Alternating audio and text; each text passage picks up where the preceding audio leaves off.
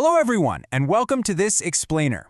Today, we are tackling a super fascinating yet incredibly frustrating phenomenon that pretty much every language learner runs into. Picture this. You can easily watch a video in English, you know hundreds of vocabulary words, but the second someone actually talks to you in real life, you just freeze. Totally freeze up. Your mind goes completely blank. Well, today we're breaking down the Speak Up Sessions methodology. We're going to figure out how to take that frustrating fluency freeze and transform it into confident, natural English speaking. You translate in your head, but the words don't come out. Man, if you've ever felt this, you are so not alone. It's a massive pain point. You might know all the grammar rules in the book, right? But knowing the mechanics doesn't automatically equal real-time conversation. The fear, the shyness, the overthinking, it's all incredibly common. But here's the really good news. Speaking a language isn't about being perfect at all. It's really just about building a habit. Okay, let's dive into this. Here's our roadmap from fear to fluency. First, the fluency freeze. Second, the power of shadowing. Third, navigating real-life scenarios. Fourth, core vocabulary. And finally, 5 tips for fluency. Part 1. The Fluency Freeze. Let's understand that psychological barrier. And this brilliantly illustrates the whole problem. When you see a dog, your brain likely thinks of the word in your native language first, and then it scrambles to translate it into English. That extra step? That's what causes the freeze. It's like a traffic jam in your brain. It completely slows you down. The entire goal of the Speak Up methodology is to see the dog and instantly think, dog. By cutting out that translation middleman, you're allowing your brain to process and output information automatically. Moving on to part 2, shadowing and making mistakes. These are the actual mechanics of improvement. The core technique recommended in this 30-day challenge framework is something called shadowing. Basically, shadowing is just listening to an English sentence and repeating it immediately out loud. I know, it sounds almost too simple, right? But it is incredibly powerful. By speaking out loud, even if you're completely alone in your room, you are literally building physical speaking muscles. You are bypassing that overthinking brain of yours and getting your mouth used to the natural rhythm and flow of the language. Which brings us to a really vital mindset shift. If you're not making mistakes, you're not practicing enough. Look, native speakers make mistakes all the time. Everyone makes them. We have to reframe how we see them. Mistakes aren't these embarrassing failures, they're essential data points. They are absolutely your best teachers on the path to speaking comfortably. Think about it. If you let the fear of a tiny grammatical error stop you from opening your mouth, you're just going to stay frozen.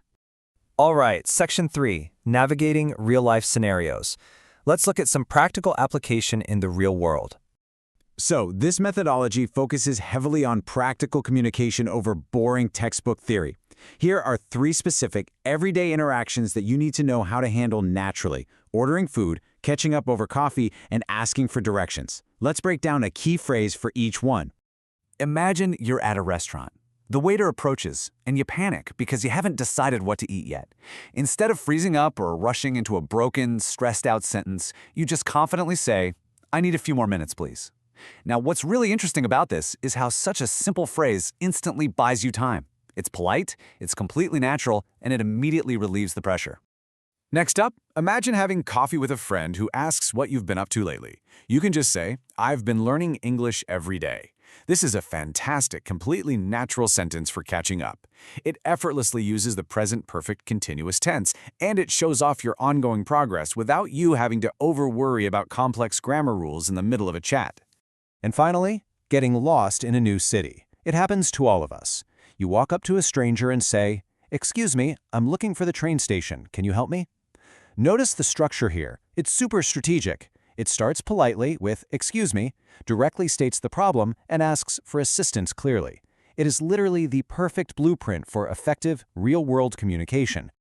Section 4, Essential Fluency Vocabulary. We're going rapid fire through the 8 pillars of daily conversation. Notice how closely practice and improve are linked. Doing something again and again is the direct cause of improvement.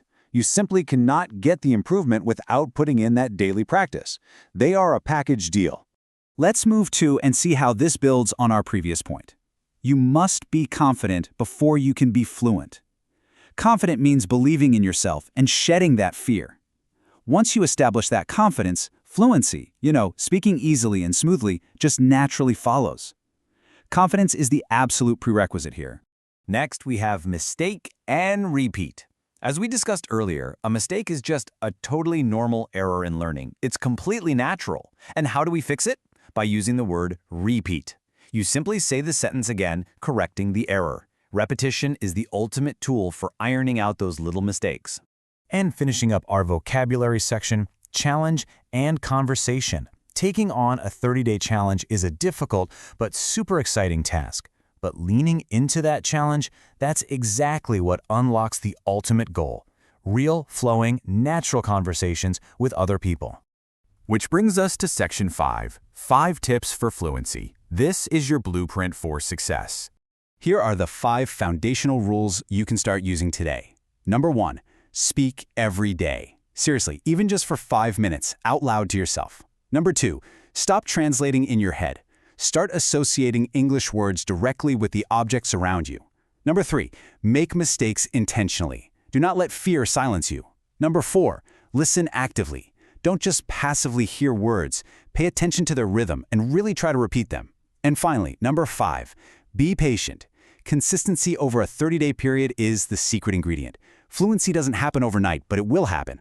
So the crucial point is this: fluency is not about perfection. It is about practice, confidence, and communication. The whole point of language is to communicate your ideas and connect with another human being. You absolutely do not have to be perfect. You just have to start speaking. Which brings us to a final challenge just for you. Can you say 10 sentences out loud today? Right now, as soon as this explainer ends, I'm challenging you to put this methodology into practice. If fluency is really just a habit waiting to be built, what are your first 10 sentences going to be? Thanks so much for joining me on this explainer. Now get out there and break the freeze.